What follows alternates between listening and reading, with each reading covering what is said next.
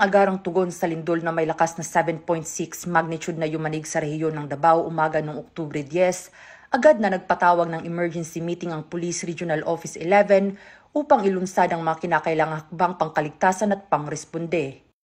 Ang pagpupulong ay isinagawa bandang 12:30 ng tanghali sa pamumuno ni Police Colonel James M. Cipriano, Assistant Regional Director for Operations.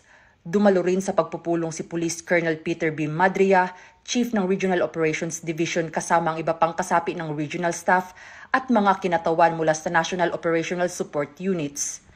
Ipinag-utos at binigyang diin sa pulong ang agarang activation ng Police Regional Office 11 Disaster Incident Management Task Group o DIMTG, isang estrukturang nakalaan para sa mabilis, koordinado at epektibong pagtugon sa mga insidente ng sakuna gaya ng lindol.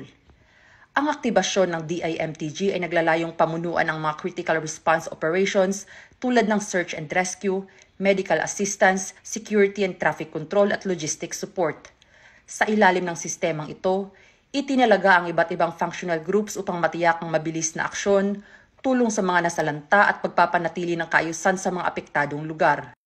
Tinalakay rin ang paunang damage assessment, deployment ng personnel at kagamitan at koordinasyon sa mga lokal na pamahalaan. Ang 7.6 magnitude na lindol ay nagdulot ng pangamba sa mga mamamayan at pinsala sa mga infrastruktura, kaya't mahalaga ang mabilis na aksyon ng kapulisan. Sa pamamagitan ng activation ng DIMTG, ipinakita ng Police Regional Office 11 ang kahandaan at dedikasyon nito sa pagtugon sa anumang uri ng kalamidad bilang bahagi ng kanilang tungkulin na to serve and protect. Mula rito sa Police Regional Office 11, ako ang inyong PNN correspondent, Patrolwoman Shaira Rose Aquino. Alagad ng batas, tagataguyod ng Balitang Pulis.